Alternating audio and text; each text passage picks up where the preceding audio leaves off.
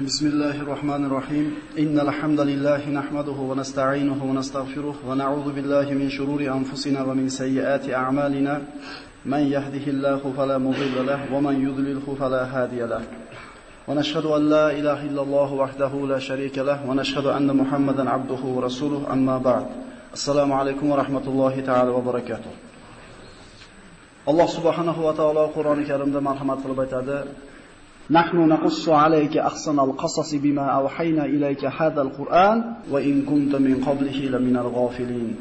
Ey Muhammad alayhissalom, biz sizga Qur'onda qissalarni eng go'zallarini bayon qilamiz va holanki bu qissalardan siz bexabarlardan edingiz deydi. Payg'ambarlar silsilasini o'qib o'rganishlikda bugun siz bilan biz ana Musa alayhissalom va Davud alayhissalomlarning o'rtasida bo'lgan bir muhim bosqichni marhalani o'tgan suhbatimizda gaplashgan bo'ldik. Bugun inshaalloh Davud alayhissalom va Sulaymon alayhissalomlarni qissalarini gaplashgan bo'lamiz inshaalloh. O'tgan suhbatda Shamuel alayhissalom o'zlari Banu Isroilning o'zlaridan bo'lgan Tolutni podshoh qilib saylaganligi va u Tolut boshchiligidagi qo'shin Baytul Maqdisga kelganligi va 314 ta yoki 313 ta bo'lgan Banu Isroildan iborat qo'shin minglagan amaliklarni yengganligiga guvoh bo'ldik. Va olgan xulosamiz shu bo'ldiki, Alloh taolo o'zini nusratini, Alloh taolo o'zining madadini, yordamini shu madadga, nusratga loyiq bo'lgan bandalarga berar ekan, agarchi ularning soni oz bo'lsa ham. Mana aytdik, Banu Isroil Misrdan chiqqan paytda ularning soni 600 ming kishidan iborat edi. 460 yil o'tdi. Yusha alayhissalom bilan Shamuel alayhissalomning o'rtasida. Bu 460 yilda orasida Banu Isroilning adadi millionlagan kishilarga yetdi. Shu millionlagan kishilar o'zlarining payg'ambaridan bizga Baytul Maqdisni tortib qaytarib olishligimiz uchun urushga boshlab boradigan bizga bir podshohni saylab ber deb so'rashdi.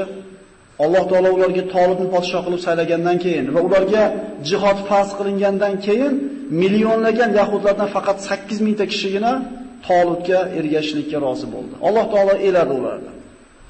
Bu 8 mingta kishi Urdun daryosiga kelgan paytda Alloh taolo yana bir imtihonga uchratdi. Mana shu daryodan bir hovuz suvdan oshiqchasini ichganlar ortiga qaytadi dedi. 8 mingtadan 314 ta yoki 313 ta odam qoldi. 313 ta odam Jolut, ana shu amaliklarning podshohi bo'lgan Jolut va uning qo'shiniga ro'baro bo'lgan paytida juda ko'pchiligi la taqatanal yawma bi Jalut va junudi. Bugun Jolut va uning qo'shiniga qarshi turishlikka bizda hech qanday toqat yo'q deyshti.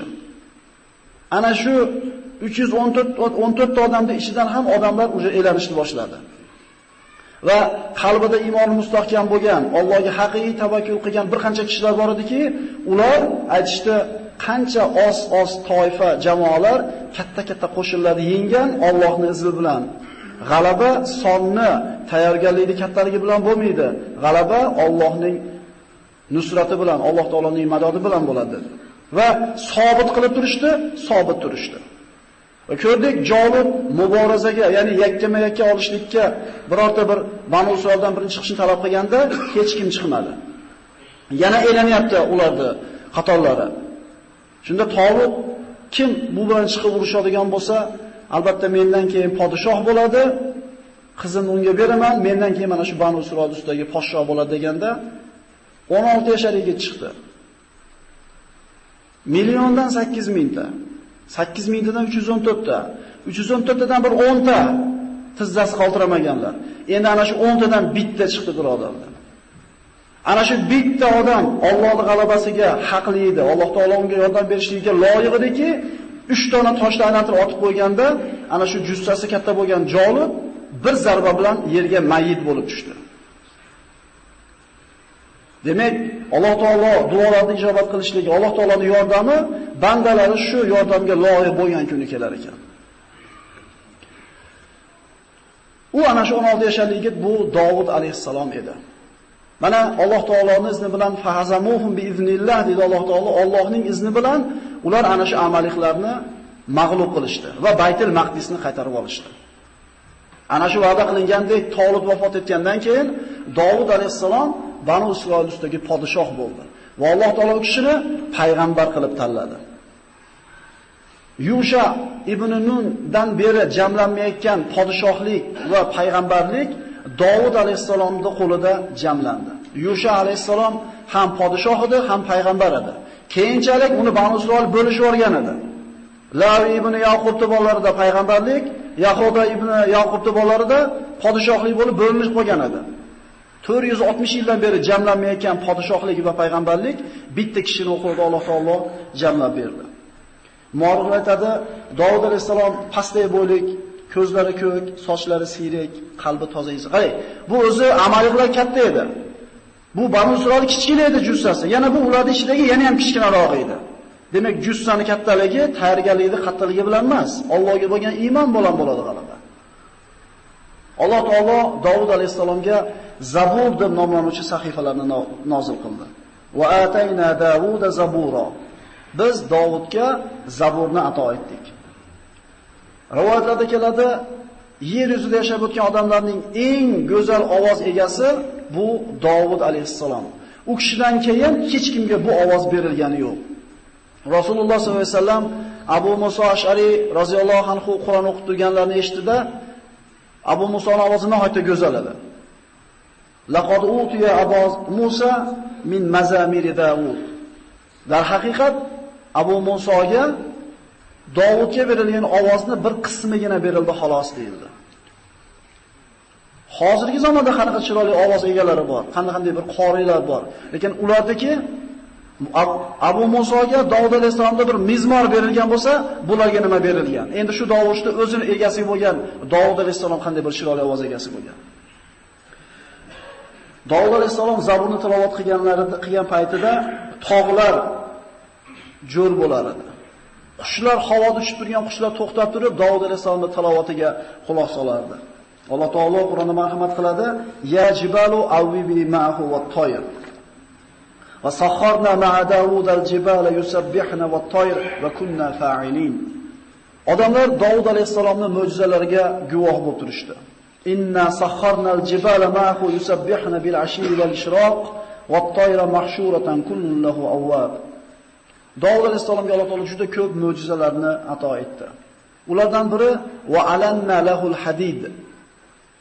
Biz loy bilan, sham bilan, yumshoq narsa bilan qanday muomalada bo'lsak, Davud alayhisalom temir bilan shunday muomalada bo'ldi.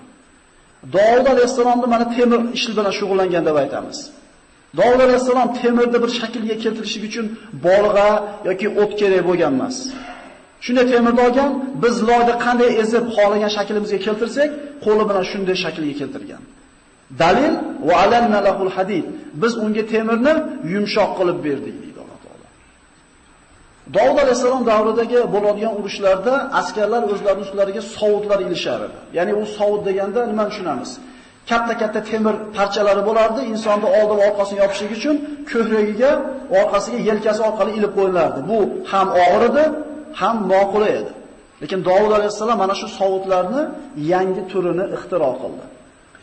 Ani amal sabiqati va qaddir fis-sad va amalu asaliha inni bima ta'maluna basir. Halqalarni yasadi, halqalarda bir-biriga kirishtirib chiqdi. To'qib chiqdi. Bu bir vaqt o'zida qulay edi, egiluvchan edi va shu vaqt o'zida yengil edi va mustahkam edi. Alloh taolo o'rgatdi bu narsani. Demak, temirchilikni mana shu kundan boshlab rivojlangan deydigan bo'lsak, demak temirchilikning rivojlanishiga birinchi qadamni qo'ygan kishi bu Davud alayhisalom bo'ladi. Shuning uchun din u orqada qolib yo'q, unaqa emas akalar. Din dunyo ilmini o'rganishlikka buyuradi. Rasululloh sollallohu alayhi vasallam utlubul ilma walau bis-sin. Xitoydan bo'lsa ham ilm o'rganinglar dedi. Xitoyda diniy bilim bo'lmaydi. Xitoyda dunyoviy ilm bo'ladi.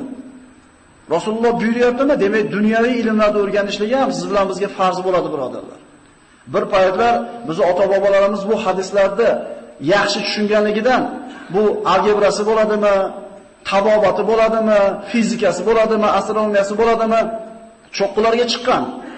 Hozirgi kundagi meditsina yoki algebra yoki astronomiyasi biz ota-bobolarimizni qoldirib ketgan merosning ustiga qurilgan emasmi? Biz ilmdagi faqat diniy ilmni tushunamiz. O'qib nima bo'lardi? Undan ko'ra bitta hunarda qilsin. Rahmat, hunarda ham qilsin. Lekin undan biroq Rasululloh nima deyapti? Ilm o'rgansin deyapti. Kimga Alloh taolo ilm o'qishlikka iqtidor beradi, kimda bo'lmaydi. Iqtidori bor odam ilm o'rganishlik kerak, birodarlar. Chunki ikkita qo'li bor odam qo'li bilan yaxshilik qilishlikka buyurilgan bo'ladi, ikkita qo'li yo'q odam bu narsa yelkasidan soqit bo'lgan bo'ladi. Demak, bir odamda ilm o'qishlikka zehni, farosati, qobiliyati bo'lsa, javob beradi bu narsani o'rnida sarf qilmaganiga. Bir odamda bu zehn, farosat bo'lmasa, unaqa savol unga berilmaydi. Shuning uchun farzandlarimizdan o'qishlikka layoqati borlarini dunyoviy ilmlarda o'qishlikka ham rag'batlantiraylik, birodarlar. Orqada qolib yuravermasdan. Biz ota-bobolarimiz falonchilar, pogonchilar deb turib maqtanishni bilamiz, lekin ular qilayotgan ishni davom etkiza olmayapmiz. Ular qachon o'sha falonchi pogonchi bo'ldi? Qachon ular dunyoga tanildi? Qachon yer yuziga ustoz bo'ldi? Islom dinini mahkam ushlagan paytda. Va qachon xor bo'ldi? Qachon aravani orqasida qolib ketdi? Oxirgi aravasi g'ildiragi bo'lib, dinini esdan chiqargandan keyin. Demak, birodarlar, islomda mana dunyoda ishi, din ishi deyilmaydi. Musulmon odamning uyqusi ham din, yurishi ham din, tijorati ham din. Ajratib bo'lmaydi, mana dunyoviy ish, mana uxroviy ishdir. Va allamnahu san'ata labusin lakum lituqsinakum min ba'sikum. Demak, insoniyatni mana shu taraqqiyotida payg'ambarlarning ham o'rni bo'lgan albatta. Va shaddadna mulkahu va ataynahu al-hikmata va fasl al-khitab. Biz uni mulkini mustahkam qildik va faslul xitobni berdik. Hikmat bu yerda ilm, faslul xitob adolat bilan hukm yuritishlik. Davud alayhisalom ham podshoh edi, ham qozi edi, ham nabiy edi. Subhanalloh. Bu narsa bu ajib narsa-da. Hukm chiqaradigan qozi ham o'zi, shariat yurgizadigan payg'ambar ham o'zi, shu hukmda ijro qiladigan podshoh ham o'zi. Ya'ni hech kim e'tiroz bildirmaydi. Bitta davlat, bitta ummat, bir payg'ambar, bir podshoh, bir qozini qo'l ostida jamlandi. Davud alayhisalom o'zining kunini bir necha soatlarga bo'lgan edi. Kunning bir qismini podshohlik ishlariga, bir qismini qozilik ishlariga, tunini esa qasrga kirib ibodat qilishlikka ajratgan edi. Ana shu tunlarda Allohga ibodat qilish uchun qasrda eshigini yopib, ibodatga kirib ketganda hech kim kirmas edi. Mana shu tunlarning birida Davud alayhisalomning oldiga eshiklarni bekiligiga qaramasdan, devorlarni balandligiga qaramasdan ikkita odam kirib kelishadi. Davud alayhisalom cho'chib ketadi ulardan. Ya'ni devorlar baland bo'lsa, eshiklar yopiq bo'lsa, qayoqdan keldi bular? Idza dakhalu ala Davud fa fazi'a minhum qalu la takhaf khasman bagha ba'duna ala ba'd fahkum baynana bil haqqi wa la tushdid wahdina ila sawa'is sirat. Cho'chimagin deydi. Khasman, ya'ni kelisholmay o'rtamizda bir ish chiqib qoldi, shuni hal qilib qo'ygin. O'rtamizda adolat bilan hukm qilishing uchun seni oldinga keldik deydi. Inna hada akhi lahu 99 na'jatan wa li na'jatun wahida faqala akfilniha wa 'azzani fil hitab. Nima mushkilalar bor deyildi? Aytildiki, bu qo'shnim dedi. 99 ta qo'y bor edi buni dedi. Meni bitta qo'yim bor edi. Bitta qo'yimni boqqani chiqqanda, bu ham 99 ta qo'yini haydab chiqaradi. Bitta qo'yinida ovora bo'lib yurasanmi? Meni qo'yimga qo'shib qo'y, men ham haydab boqib beraman dedi. Rozi bo'lib berganimdan keyin qaytarib olmoqchi bo'lgan paytimda seni menda hech qanday qo'yin yo'q dedi. Hukm qilib ber dedi. Davud alayhisalom nima dedi? Qala laqad zalamaka bi su'ali na'jatiki ila ni'aji wa inna katiran min al-khulata la yabghi ba'dhum ala ba'd illa alladhina amanu wa 'amilus solihati wa qalilun ma hum. Husaynga dedi, zulm qilib qo'yibdi dedi. 99 ta qo'yib bo'lib turib bitta qo'yini tortib olgan bo'lsa zulm qilib qo'yibdi dedi. Albatta sheriklar juda ko'pchiligi dedi. Bir-biriga zulm qiladi, bir-biriga xiyonat qiladi. Lekin iymon keltirganlar unday qilishmaydi. Lekin bunaqalar oz dedi. Juda zo'r o'zimizning so'zimiz bor. Sheriklik emas. Hadislarda keladi birodarlar. Bu ba'zi bizni hayotda ishlatib maqol bo'lib qolgan so'zlarimizni islom degan oyat hadisiga ramkaga solib ko'raylik-da. Rasululloh sollallohu alayhi vasallam hadislarda keladi. Ikkita odam sherik bo'lsa, bir-biriga xiyonat qilmasa, Allohdan qo'rqib taqvo qilsa, uchinchi sherigi Alloh bo'ladi deyapti-yu.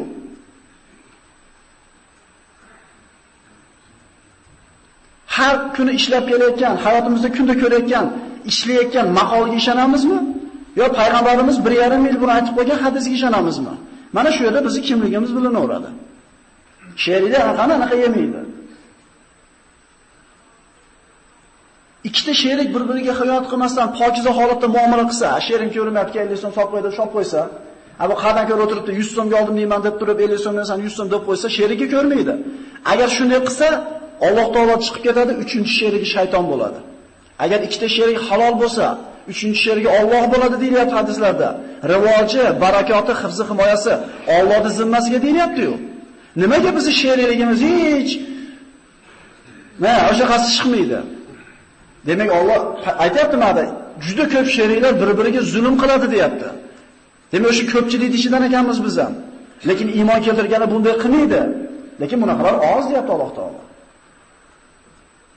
Maqolda olamizmi, hadisda olamizmi, birodarlar?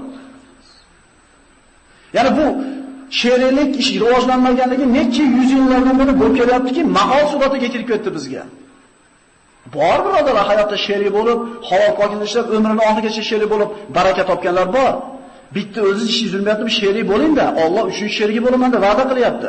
O'zingiz ishingiz yurmasa sherik bo'lgan ish yuradi. Lekin bizda xiyonat qiladiganlar ko'pligi uchun changga chiqmaydi akalar. Endi 5 yildan beri sherik bo'lib ish yurishmayotgan bo'lsa, yo sizda yo sherigingizda ayb. Bu maqolda kuchliligidan emas bu. Subhanalloh, bu dinimiz Allohga haqiqatan rahmat ekanda bizga. Bir o'g'ri o'g'illik qilib qo'lini chopganda Alloh unga rahmi kelgani uchun chopyapti ekan. Bir yigit zino qilganda darra yekkanda unga rahmi kelgani uchun darra bilan uryapti. Chunki keyin qilmasin, dunyoda qutulib olsin jazodan, jahannamga tushmasin deyilyapti. Hattoki subhanalloh, bu zino qilib toshbo'ron bo'layotgan ayolmi, erkakmi toshbo'ron bo'layotganda unga rahmi kelgani uchun islomni toshbo'ron qilyapti. Chunki dunyoda tozalanib ketsin, oxiratga qolmasin. Shunday emasmi, birodarlar? Shunday bir dinimiz, hatto mana shunday bir hojatxonaga qaysi oyoq bilan kirib, qaysi oyoq bilan chiqib ketishni o'rgatib, shunday mayda masalalargacha o'rgatgan ekan dinimiz. Sheriklik tijoratni o'rgatmagan deymizmi? O'rgatgan, faqat biz dinimizdan uzoqligimiz uchun bu narsalarni bilolmaymiz. Hayotda qaranglar-da, sherik bo'lib, halol bo'lganlarda rivoj topayotganlarni ko'rasizlar inshaalloh. Bor bunaqalar. Va qalilun ma'qul deyapti Alloh. Lekin ko'p emas. Shu bitta mahalliga ikkita bo'lsa yetsa kerak. Davud alayhisalom senga zulm qilib qo'yibdi u sheriging dedi. Davud alayhisalom xato qildi shu yerda. Ikkinchisini gapini eshitmadi. Ikkinchisi aytdiki, "Ey Davud" dedi, "shoshilmagin" dedi. "Sen meni eshitmading-ku hali" dedi. Rasululloh sollallohu alayhi vasallamning hadislarida keladi, agar bir kishi siz qozi bo'lsangiz, bitta ko'zi o'yilib kelsa, meni ko'zimni falonchi o'yib oldi desa, nariga odam ustidan hukm chiqarmang, u ham kelsin deydi. Ehtimol uni ikki ko'zi o'yilgandir deydi. Davud alayhisalom hukmda nima qildi? Shoshilib qo'ydi. "Ey Davud, shoshilma, meni ham eshitgin" deb aytdi. Va zanna Davud anna fatannahu fastaghfara robbahu va kharra raki'an va anab. Davud biz uni imtihonga uchratganligimizni bildi, xatosini tushundi, istig'for aytdi, Parvardigoriga qaytdi. Albatta Parvardigor uning xatosini kechirdi. Solih kishilarni, solih qo'y o'xshatmaydi hech kim ayol kishi. Ya Davud inna ja'alnaka khalifatan fil ardi fahkum baynan nasi bil haqqi va la tattabi'il hawa fa yudillaka an sabilillah innal ladina yadhilluna an sabilillahi lahum azabun shadidun bima nasaw yawmal hisab. Davud alayhisalom 100 yoshga kirganda vafot etdi. Mana qissani boshida gaplashganmiz, esingizda bo'lsa, Odam alayhisalomning umurtqasidan Alloh taolo qiyomatgacha yashaydigan odamlarning ruhini yaratganida Odam alayhisalomga ular ko'rsatildi. Va ana shu ruhlardan bittasini peshonasidagi nuri Odam alayhisalomni hatto bir hayron qoldirdi-da, so'radi Odam alayhisalom. Parvardigor, bu kim? Bu dedi Alloh taolo, oxir zamonda keladigan farzandlaringizdan Davud ismli farzandingiz dedi. Parvardigor buni umri qancha deganda 60 yil dedi. Zid min umri 40 sana. Meni umrimdan 40 yil qo'shib qo'ying unga, Parvardigor dedi. Alloh taoloning qudratida. Qarang, Davud alayhisalom zavrini oxir zamonda ekan. Undan beri ancha o'tib ketdi-yu. Unda yaqin qolib, akalar bizga qizg'i bo'lmasin qachon bo'lishligi, katta qiyomatda. Har bitta odamda joni chiqishligi xalqimida, uning uchun qiyomatda boshlanganligi, shunday emasmi? Uning ustiga Alloh taolo qiyomatda kattasini yomon odamlar ustida qoyim qiladi. Uni ko'rsatmay qo'yaversin. Hadislarda keladi, qiyomat yomon odamlar ustida qoyim bo'ladi deydi. Hadislarda keladi, Davud alayhisalom nihoyatda ayollariga g'ayur bo'lgan kishi bo'lgan. Ya'ni g'ayurlik bu bizning tilda rash deb qo'yiladi. O'zini ahli ayolini, onasini, opa-singlini, xotinini, singlisini, qizini begona, nomahram ko'zlardan ehtiyot qilishlik, qizg'anishlik bu. Mana shu zamonamizda mana shu sifat ham kamayib ketayotgan sifatlardan bo'lib qolyapti. Biram-biram namozxon hoji akalarimiz bor. Qizlarini, ayollarini, kelinlarini tashqarida ko'chada qanday kiyim kiyib yurganligiga e'tibor bermaydi. Masjidga kirgan, do'ppi kiymayotgan yoshlarga tosh otib ular bilan urushlikka ahli yetadi, lekin qizlarini ishtonsiz ko'chaga chiqib ketayotganini nazar qilib e'tibor qilmaydi. Jannatda yozib qo'yilgan deyiladi hadislarda, sen dayyuslarga haromsan deb. Birodarlar, har bitta musulmon o'ziga javob beradi, qo'l ostidagi oilasiga javob beradi, tashqariga javob bermaydi. O'zi shunga javob berib olsa ham katta ish qilgan bo'ladi umrning oxirigacha. Siz qo'shni bolangizni do'ppi kiymaganligi, qo'shni bolangizni bir kamchiligi uchun siz javobgar bo'lmaysiz. Siz xotiningizga, qizingizga, singlingizga, keliningizga javobgar bo'lasiz. Alloh taolo ya ayyuhallazina amanu qu ahlikum va anfusakum naro degan. O'zingizlarni va oilalarni jahannamdan saqlanglar degan. Qizlarimizga, singillarimizga, kelinlarimizga e'tibor berib qo'yaylik birodarlar. Dayus deyiladi bunaqa odam qizg'anmaydigan bo'lsa. Bu har xil seriallarni ko'rib olib, odamlarni dunyo qarashi o'zgarib ketyapti. Shu o'rinda Rasululloh sollallohu alayhi vasallam vahiyni birinchi marta qabul qilib, Hiro g'oridan qo'rqib tushgan paytida subhanalloh, Hadicha onamiz oqil ayol bo'lgan. Shu o'yda bir odam ko'rinyapti ko'zimga desa, Hadicha onamiz ko'rmaydi. Hadicha onamiz shunday boshini ro'molda olib tashar ekan. Boshini yalang'och qilib turib, endi ko'rinyaptimi desa, yo'q, endi yo'qolib qol deganda, ha, qo'rqmang, u farishta ekan deydi. Agar jin bo'lganda turaverardi, shayton bo'lganda deydi. Boshidagi ro'molni olib qo'yganda farishta chiqib ketgan ekan Rasululloh xonadonidan. Birodarlar, jichi fikr qilaylik shu yerda. Ro'mol emas, boshqa yerlar ochib yuribdi. Yana bu o'sha kiyimni biz o'zimiz olib beryapmiz. Yana biz musulmonmiz, yana biz namozxonmiz. Yana do'ppi kiymabsan deb urishamiz yon boshimizda yosh bolalar bilan. Xo'p, mavzudan chiqib ketmaylik. Ana shu Davud alayhisolamga aytdik, mana g'ayur bo'lgan dedik. Ayollar uchun alohida ajratgan qasr bor edi. Bu qasrda Davud alayhisolam chiqib ketganda eshiklarni taqa-taqa bekitib chiqib ketardi, birorta begona odam ko'rmasin ham bu qasrda ichida nima borligini. Ana shu kunlarda birida qasrda sahnasida bir begona erkak kishini turganligini ayollar ko'rib qoladi-da, kim bu? Qanday qilib ko'rib qoldi bu yerga? Agar Davud ko'rib qoladigan bo'lsa, albatta uni o'ldirib qo'yadi. Davud alayhisolam buni xabar topib tez yetib keldi-da, hali kishiga qarab turib, "Kimsan?" dedi. "Qanday qilib devordan oshib o'tding?" Hali kishi javob berdi, "Ana man la yaqifu amamahu hajiz." Men unaqa devor to'sib qoladigan odam emasman. Unda siz o'lim farishtasi ekansiz, jonimni oling dedi. Shunda yoshi 100 ga kirgan edi Davud alayhisolamda. Boshqa hadislarda keladi, "Ana allazi la ahabul muluk va umbala umna minal hijab." Men podshohlardan qo'rqadigan, devorlardan o'tolmay qoladigan zot emasman dedi. Ya'ni men hech kimdan qo'rqmayman dedi, meni hech narsa to'sib qola olmaydi dedi. Hech qaysi payg'ambarning joni o'zini roziligi olinmasdan turib olingan emas. Davud alayhisalom shart ketdi narigi dunyoga. O'tgan safar gaplashdik. Musa alayhisalomga qo'lingizni sigir ustiga qo'ying deyildi. Har bitta tukiradimi, avf qiladimi? U Sulaymon alayhisalomga muboh edi. Xolaganini qilar edi. Shuni erkalatib qo'yganda Alloh taolo bu kishini. Birodar, samda qimilab olaylik-da, sal ko'zlar og'ilashayotganligi mendan ko'rinyapti. Sulaymon alayhisalom qissasini Alloh taolo u kishi haqida marhamat qilib aytdiki, "Robbi habli mulkan la yanbaghi li ahadin min ba'di innaka antal wahhab." Parvardigoro, menga shunday bir mulk, shunday bir davlat berginki, mendan keyin hech qachon hech kimga bunday mulk nasib etmasin dedi. Va mana shu duosiga Alloh taolo bu duosini ijobat qildi va Sulaymon alayhisalomdan avval ham, u kishidan keyin ham bunday podshoh yer yuzida bo'lmaydi. Ki Alloh taolo yer yuzida o'malaganki jonivor bo'lsa, Sulaymon alayhisalomga qo'shin qilib berdi. Hech qachon hech kimga bo'yin sunmagan va kelajakda ham bo'yin sunmaydigan jinlar toifasini Alloh taolo o'zini buyrug'i bilan bo'yin sundirib berdi. Sulaymon alayhisalomning qanday xizmati bo'ladigan bo'lsa, jinlar bu xizmatda qoyim bo'ldi. Ularning ichida quruvchilari, ovqat pishiruvchilari, hattoki dengizni tubiga sho'ng'ib, olmos yoki gavhar oltinlarni olib chiqadigan jinlar xizmatida bo'ldi. U kishining xizmatida shamollar bo'ldi. Va li Sulayman riha asifa ghuduha shahrun va rawahuha shahr deb Alloh taolo marhamat qildi. Sulaymonga biz shunday bir shamollarni in'om etdikki, uni uzunligi borishligi 1 oy, kelishligi 1 oylik bo'lgan uzun shamollar edi deyildi.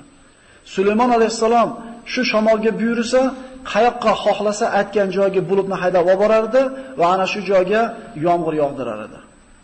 Albatta bu Alloh taoloning Sulaymon alayhisalomga bergan buyuk fazl marhamati edi. U kishiga faqat yomg'ir haydaydigan bulutlar emas, balki qattiq esadigan osif shamollarni ham Alloh taolo bo'yin sindirib bergan edi. Alloh taolo Sulaymon alayhisalomga bergan ne'mati buyuk bo'ldi.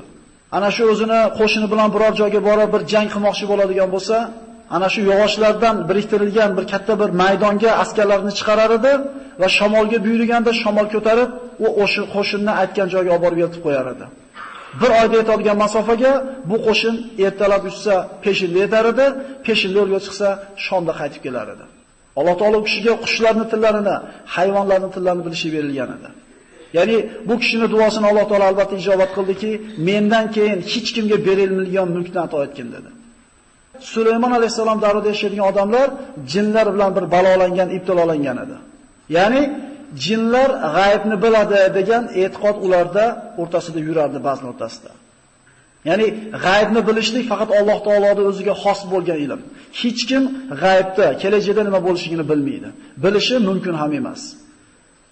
Ana shu davrdagi odamlarda bu e'tiqodi, bu tushunchasi botilligi Sulaymon alayhisalomning vafotida ko'rindi. Sulaymon alayhisalom jinlarni qattiq ishlarni ishlatar edi. Sulaymon alayhisalomga osiy bo'lgan jinlarda Alloh taolo Sulaymon alayhisalomga shunday qudrat berdiki, ularning ikkisini bir-biriga bog'lab qo'yib, azoblashlik quvvatini bergan edi.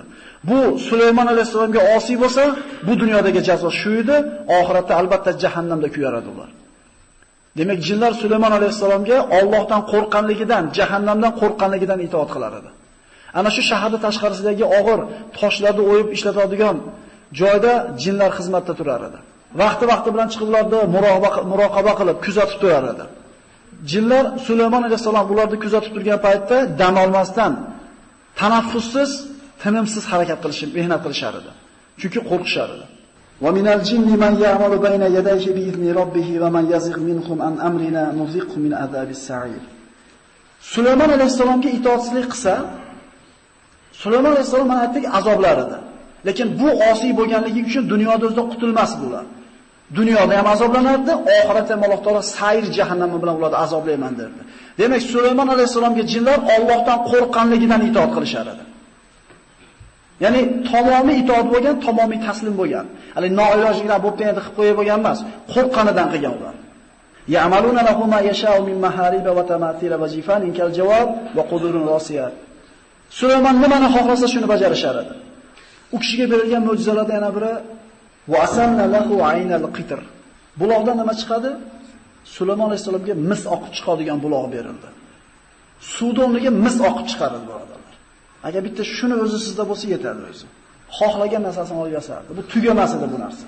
Payg'ambarlarning duosi ijobat, menga hech kimda bo'lmaydigan mulkni bering degan edi. Alloh taolo shart berdi. Mo'jiza ketidan mo'jiza. Sulaymon alayhisalom otlarni yaxshi ko'rar edi. Va wahabna li Davud Sulayman ni'mal abdu innahu awwab iz urida alayhi bil ashiyyi safinatul jiyad. Vaqtiki unga ana shu kechki paytda safinatul jiyad otlari ro'baro qilindi. Rivoyatlarda keladi, Sulaymon alayhisalomni ana shu jihodga tayyorlayotgan 20 mingta safinatul jiyad sifatida sortidagi oti bo'ladi. Bu shunaqa ot ekanki, kuch-quvvatga to'lgan, nihoyatda chiroyli, mana shu bitta.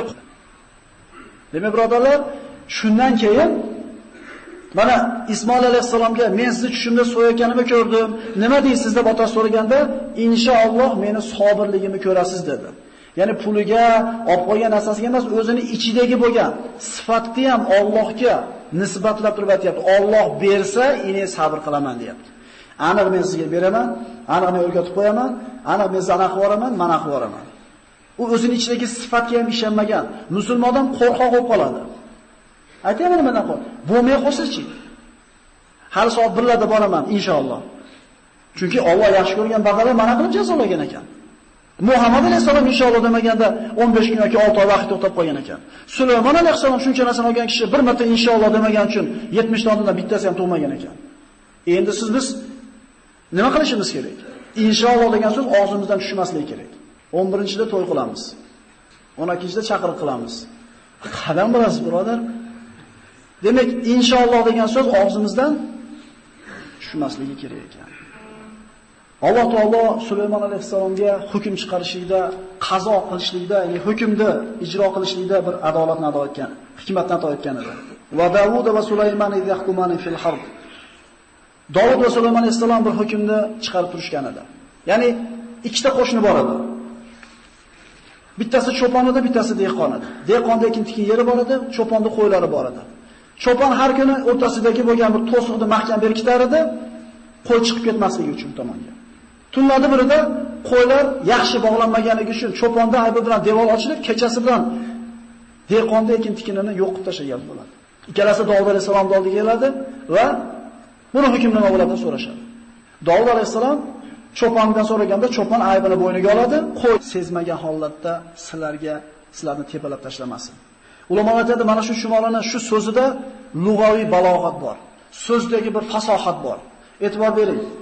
Ya nido, ayyuha ogohlantirishlik, tanbih, udkhulu buyruq, la yahtimannakum qaytarib, Sulaymon xos aytayapti, junuduhu omma aytayapti, va hum la yashurun uzr keltiryapti. Bitta jumlada nido, ogohlantirish, buyruq, qaytarib, xoslash, umumlashtirish va uzr hozirlash ketyapti. Bu Qur'onda lug'aviy ijozi, birodarlar. Buni tilda tushunganlar yaxshi fahmlaydi. Bu da katta lug'aviy ishlarni bitta qatorda jamlanganini ko'rib turibmiz. Fatarassama zohika min qawliha va qala robbi awzini an ashkura ni'mataka allati an'amta alayya. Shimalaning so'zini eshitdi va kuldi. Parvardigoro tabassum qilib aytdiki, seni menga bergan ne'matlaringni shukrini ado qilishga o'zing quvvat bergin. Ya'ni ne'mat qancha ko'p bo'lsa, birodarlar, shukr. Endi bizda ne'mat ko'p emasmi? Va in ta'uddu ni'matallohi la tuhsuha. Alloh taoloning sizlarga bergan ne'matini agar hisob-kitob qilaman desalar, sanat oxiriga yetkiza olmaysizlar deyiladi. Jindek vaqtimiz o'tar ekan, tugatib qo'yaylik, birodarlar. Ajib qissalardan biri bu Sulaymon va Bilqis o'rtasida bo'lgan qissalardan.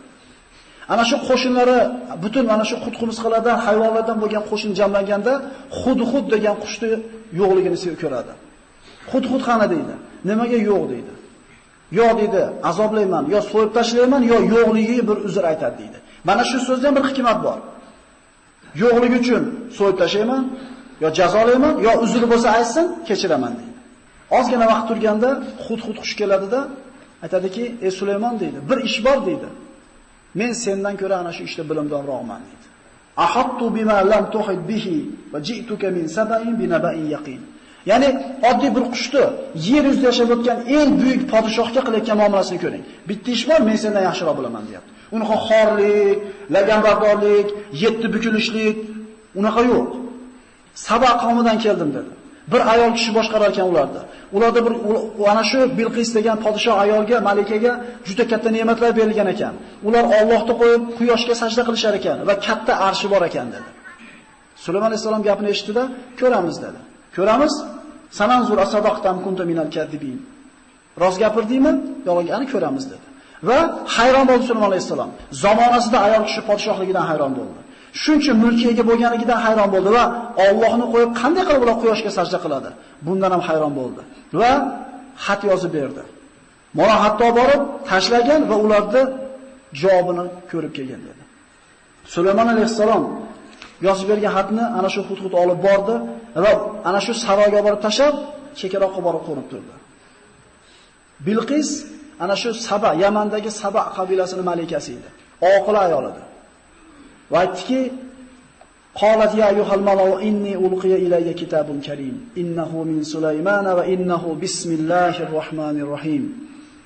Menga bir chiroyli bir katta maktub kelibdi. U Sulaymondan ekan, bismillahir rohmanir rohim bilan boshlanibdi.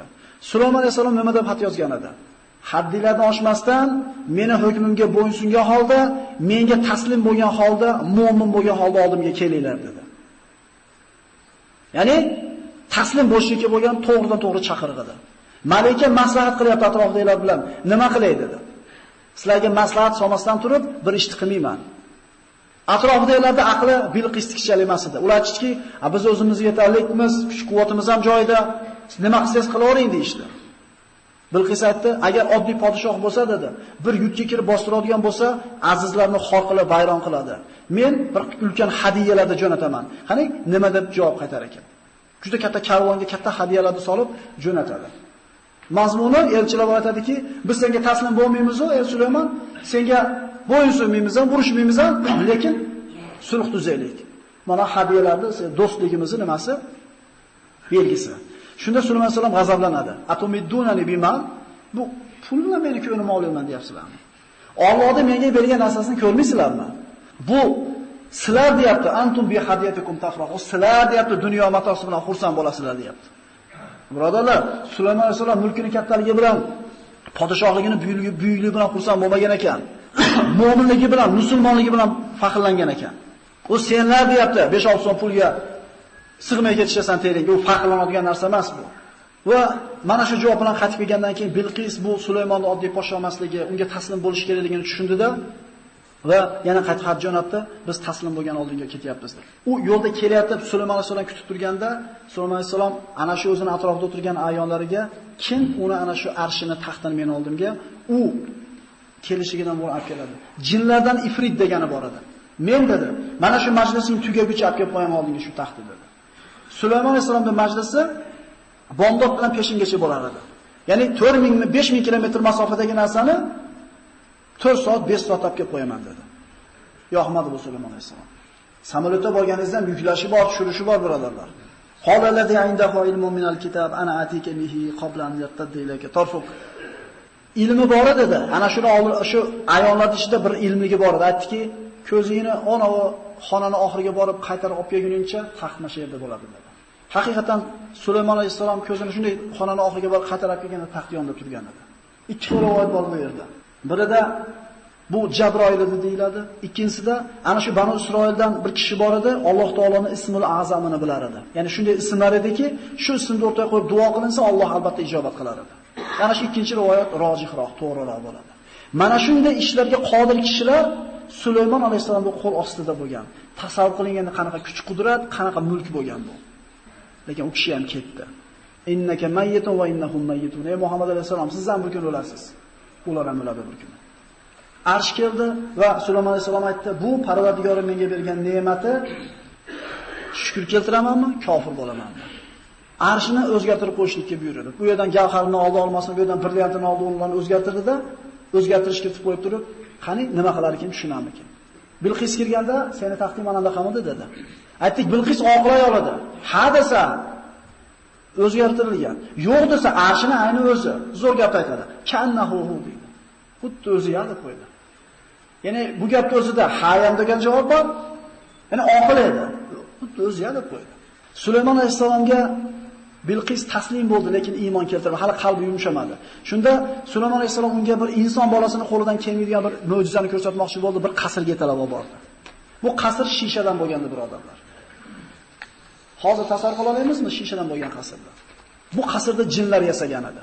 Va poli yumshoq bir shishadan ediki, rangi yo'q edi, akslanmas edi. Bosganda yumshoq edi, lekin ko'rinmasdi borligi. Uni ostidan suv oqizib qo'ygan Sulaymon alayhisalom. Qasrga olib kirib, kir dedi qasrga. Shunda suv qanday qilib kelaman dedi-da, etagini ko'tarib ozgina qadam bosmoqchi bo'lib, etagini ko'tarib shunday bosganda to'xtab qoldi. Aytdiki, bu shisha dedi. Bu qavorir dedi. Qila laha udkhili as-sarqa falamma ra'athu hasibathu lujjatan va kashafat an saqayha qala innahu sarqun mumarradun min qawarir. Bu narsani ko'rgandan keyin Bilqisning qalbi tamomiy taslim bo'ldi. Bu oddiy podsho emas, Allohning payg'ambari ekanligiga iymon keltirdi. Parvardigoro, men o'zimga o'zim zulm qilgan quyoshga sig'inib yurib, albatta men Sulaymon bilan birga Alloh Robbil alaminga iymon keltirdim dedi. Ba'zi rivoyatlarda Sulaymon alayhisalom Bilqisga uylangan deb aytiladi. Sulaymon alayhisalomning qilgan ulkan ishlaridan Masjidil Aqsoni qurgan. Bugun bir 5-10 ming daqiqa o'tar ekan birodarlar, ozgina sabr qilib turasizlar. U kishining qilgan ulkan ishlaridan bu ana shu Masjidul Aqsoni qurganligi. Mana Rasululloh sollallohu alayhi vasallamdan so'rashganida eng birinchi yer yuzida qurilgan masjid qaysi deganda Masjidul Harom dedi. Sahih hadisda kelgan. Rasulullohdan undan keyinchida so'rashganda Masjidul Aqso dedi. Bu ikkala masjidning o'rtasida qancha yil o'tgan deganda 40 yil deb aytdi. Demak, Masjidul Haromni qurishgandan keyin 40 yil o'tgandan keyin Masjidul Aqsoni Yaqub alayhisalom Baytul Maqdisga qurgan bo'ladi. Buxtun Nasrdagi ana shu Amaliklarning podshosi Baytul Maqdisni egallaganda bu masjidni buzib tashlagan bo'ladi. Sulaymon alayhisalom Baytul Maqdisga o'zi bir podshoh bo'lgandan keyin bu qasrni tikkalagan. Va o'zini haykalini ham yasatib qo'ygan shu yerga. Yahudiylar hali mana shu Sulaymon alayhisalomning mana shu haykalini istashadi. Lekin bittaki bu qasr, bu katta haykal masjidning oldida bo'lgandan keyin atrofida bo'ladi. Masjidul Aqsoni atrofida bo'ladi bu haykal. Mana Payg'ambar sollallohu alayhi vasallam aytgan, Masjidul Haromda o'qilgan namoz boshqa masjidlarda o'qilgan savobdan 100 ming barobar savobi ko'p. Meni masjidda o'qilgan savob 1000 barobar savobi ko'p. Masjidul Aqsoda o'qilgan namoz 500 barobar boshqa masjidlardan savobi ko'p dedi. Sulaymon alayhisalom Alloh taolodan 3 ta narsani so'radi dedi Rasululloh hadislarida. Shundan 2 tasini Alloh unga berdi, 3-inchisi bizga nasib qilishligini so'raymiz Allohdan dedi. Nimani so'radi?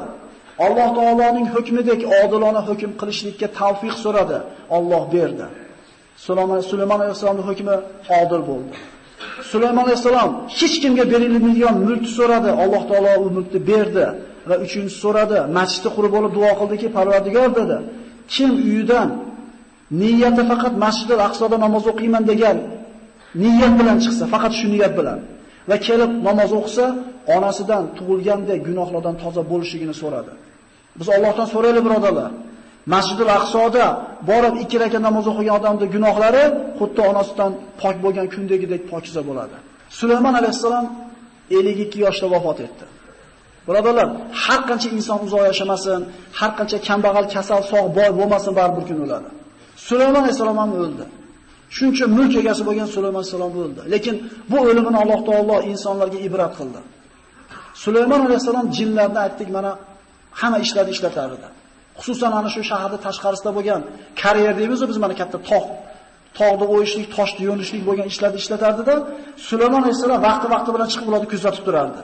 O'zi ular yalqonlik qila olmas edi qo'rqqanidan. Lekin Sulaymon alayhisalom ustida turganda tinimsiz ishlashar edi. Ana shu kunlarning birida Sulaymon alayhisalom kuzatib o'tirdi. Bir kun o'tirdi, 2 kun o'tirdi. Jinlar tinimsiz ishlashdi. Dam olmasdan ishlashdi. Sulaymon alayhisalom qo'liga taxtani oldi, yog'ochni oldi, asoni, ikki qo'lini kaftining ostiga qo'ydi-da, jag'ini shunday qilgan holda kuzatib turdi. Shu holatda Alloh taolo jonini oldi. Ko'zi ochiq holatda qoldi. Jinlar hayron. O'tirmayapti, turmayapti, dam olmayapti, uxlamayapti, yemayapti, ichmayapti, faqat kuzatib turibdi. Lekin birortasi nima bo'ldi ekan deb kelgani jur'at qila olmadi. 1 yil turgan ekan, birodarlar. O'sha paytdagi odamlar jinlar g'aybni biladi degan botil e'tiqodlar qalbiga kirib qolgandi. Hozir ba'zi odamlarda bor bo'lgandaqa. G'aybni birodarlar hech kim bilmaydi. Ertaga bo'lishini aytib beryaptimi? Baxshi u. Men Qur'onni olib ochib olgan bo'lsa ham, bizga Xudo berdi deyotgan bo'lsa ham. G'aybni hech kim bilmaydi. Jinlar g'aybni biladigan e'tiqodda edi odamlar ba'zilari. Shuning uchun Alloh taolo ularga dars berish uchun 1 yil tikka turdi Sulaymon alayhisalom. Undan keyingi o'rinbosar yoki vaziri kelib qarasa, Sulaymon alayhisalom vafot etibdi. Ko'zi ochiq turibdi. O'libdi deb e'lon qilsa, jinlar haddidan oshib ketadi. Ish to'xtatib qo'ymasin deb quloqiga xuddi tirik odamga gapirgandek quloqiga pishirib qo'yib ketaverdi. Kunda bir mahal. 1 yil turdi. Agar jinlar g'aybni bilganida buni xor mehnatda turishgan bo'lmasdi. Falamma qadayna alayhil mawt ma dallahum ala mawtihi illa dabbatul ard. Alloh taolo o'zi xolamaganda turaverar edi, lekin ana shu yog'ochni yeydigan bir qurtni, bir hayvonni jo'natdi Alloh taolo. Asoni yedi, aso zaiflashdi, sindi, inemiz Sulaymon alayhisalom yiqildi. Shundan keyin falamma kharra tabayyanatil jinnu allau kanu ya'lamuna al-g'ayb ma labithu fil azabil muhin. Agar jinlar g'aybni bilganida bunday xor qiluvchi mehnatda qolmagan bo'lardi deydi. Bundan biz bilamizki, jinlar ham Alloh taoloning bir zaif mahluqotlari. Ular ham sizlar bizga o'xshagan bir banda, g'aybni bilmaydi ular. Bu qissani xulosalaydigan bo'lsak, birodarlar, Sulaymon alayhisalomga berilgan mulk, Sulaymon alayhisalomga berilgan quvvat, davlat hech kimga berilgan emas. Lekin bularda bari yerni betida qoldi. Sulaymon alayhisalom to'satdan vafot etib ketganda. Siz bilan bizga Alloh taolo qo'l berganicha qo'limizda bu dunyo matosi bor. Biz ham to'satdan o'lim kelganda ketib qolamiz, qolgan hammasi qolib ketadi qo'limizda. Aytmoqchi bo'lganim birodarlar, masjidimizni qurilishi ketyapti. Bunga albatta ko'pchilik kuchi bilan bo'lyapti. Bitta ikkita kishining bu narsaga kuchi yetmaydi. Mana shu xayriyatga sizlardan bir sherik bo'lishinglarni xohlaymiz birodarlar. Addallo alal xayri kafolihi deyiladi. Yaxshilikka dalolat qilgan kishi o'sha yaxshilikni qilganlar qatorida savobni olaveradi deydi. Hasan Basri aytadilar, hurlarni jannatda beriladigan hurlarning mahri bu masjidlarni supurib tozalashlik va masjidni obod qilishlik deb aytgan ekan. Birodarlar, masjidga qo'limizdan kelgan yordam qilgan paytda hurlarni mahrini ado qildik deb qo'yaveraylik birodarlar. Anas ibn Malik aytadi, qaysi bir kishi Allohning bir uyiga, masjidga bitta sham yoqib qo'ysa, shu sham tugaguncha Allohda arshini ko'tarib turadigan hamalatur arsh farishtalari gunohlarni kechirishini Alloh taolodan so'rab turadi. Sog'ligida bir so'm sadaqa qilgan bo'lsa bir inson, o'layotganda 1000 dollar sadaqa qilgandan afzal bo'ladi. Chunki o'layotganda qolib ketyapti-da, kerak bo'lmay qolganda sarf qilgan pul bilan o'zi muhtoj bo'lib turgan paytdagi bir so'mda farqi bo'ladi birodarlar. Endi yana chiqim haqida gapirilyaptimi degan xayol o'tayotgan bo'lsa birodarlar, bir mo'min 70 ta shaytonni bo'ynini sindirmasdan turib bitta so'mda Alloh yo'lida sadaqa qila olmas ekan. 70 ta birodarlar. O'sha 5 so'mni tashlaganingizni ayting. 70 ta shaytonni bo'ynini sindirdim deb. Chunki Alloh taolo nimani va'da qilyapti? Mana nima deyapti? Ash-shaytonu ya'idukumul faqra va ya'murukum bil fahsha vallohu ya'idukum mag'firatan minhu va fadla. Shayton deyapti, berma deydi. Gunohga buyuradi va kambag'al bo'lib qolasan deb qo'rqitadi deydi. Alloh nima deyapti? Gunohingni kechiraman va ko'paytirib beraman deyapti. Qaysinisini olyapmiz biz? Qaysinisini olamiz akalar? Berma, ozayib qoladi deyapti. Alloh aytayapti, ber, gunohingni kechiraman, ko'paytirib beraman orqasidan deyapti. Birodarlar, biz bermayotganda biz o'zimizdan qizg'anyapmiz. Biz o'zimizga so'ramayapmiz birodar, cho'ntagimizga, qonimizga so'ramayapmiz. O'zinglar uchun so'rayapmiz o'zinglardan. O'zinglarga sarf qilinglar oxiratinglarga. Chunki Rasululloh sollallohu alayhi vasallam aytganlar, qo'y so'yib kelib, Oyisha qo'y so'yib tarqatib turib kelib so'rayapti. O'zimizga biror narsa qoldimi desa, ha Rasululloh bitta qo'li o'zimizga qoldi deganda Rasululloh ha eskina shu bitta qo'li o'zimizga tegmabdi-da degan ekan. Ya'ni berib yuborganimiz bizniki ekan, qolgani bizniki bo'lmadi deyapti. Javob beramiz deyapti. Chaynayotganing gumon, yutganing o'zingniki. Unaqa emas birodarlar. Yutganingiz gumon, chaynayotganingiz aniq sizniki emas. Chunki yutganingiz hazm bo'lmaguncha sizniki emas. Og'zingizdagi chiqib ketishligi bir pasli narsa. Birodarlar, cho'ntagimizdagi bizniki emas. Oxiratga o'tkazganimiz bizniki.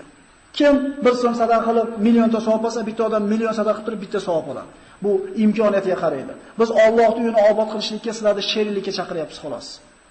Bu kishi Payg'ambar sollallohu alayhi vasallam davrida Ka'baga osilib olib, "Ey Alloh, shu Ka'bani hurmatidan meni gunohimni kechirgin" deganda payg'ambarimiz, "Ey, o'zing hurmatini o'tib qo'yib so'raver. Seni hurmating Ka'bani hurmatidan Allohning huzurida balandroq" deganda, "Ya Rasululloh, meni katta gunohim bor-da" deydi. "Ha, nima gunohing bor?" "Men nihoyatda boyman. Namozni ham o'qiyman, ro'zani ham tutaman, boyman. Shu birov mendan bir kichik bir narsa so'rasa, yuzimdan o't chiqib ketadi" deydi. Yana chiqimdan gapiryaptimi deymiz-ku ichimizda. Bo'lgan ekan deganda payg'ambarimiz aytgan ekan, agar shu sifatini yo'q qilmasdan 1000 yil namoz o'qisang ham qabul bo'lmaydi. Bilmaysanmi, baxillik, mumsiylik kufrdan, kufr jahannamdan, saxiylik iymondan, iymon jannatdanligini dedi. Bitta xurmoni yarimtasini sadaqa qilib bo'lsa ham jahannamdan o'zinglarni saqlab oladi degan payg'ambarimiz. Subhanalloh. Jannatning eshigiga birodarlar yozib qo'yilgan ekan. 3 qator yozuv rivoyatlarda keladi. Ko'proq narsa gapirilishi kerak edi, bugun vaqtimiz yetmadi, subhanalloh. Allohning taqdiri bu ham. Birinchi qator yozuv shuni ekanki, la ilaha illalloh Muhammad rasululloh. Shu kalimangiz borligi uchun turib siz jannatda oldi inshaalloh. Ikkinchi qator yozuv, ummatun muznibatun va robbun g'afur. Gunohkor ummat, lekin kechiruvchi bo'lgan Parvardigor. Uchinchi qatori, wajadna ma amilna, rabihna ma qadimna va khasirna ma khalafna. Uchinchi qatorda yozuv e'tibor bering. Amal qilganlarimizni topdik deyapti. O'sha turganlar. O'tkizganlarimizni yutdik deyapti. Qoldirganimizni yutkizibmiz deyapti. Birodarlar, qoldirganimizni yutkizamiz, o'tkizganimiz bizniki.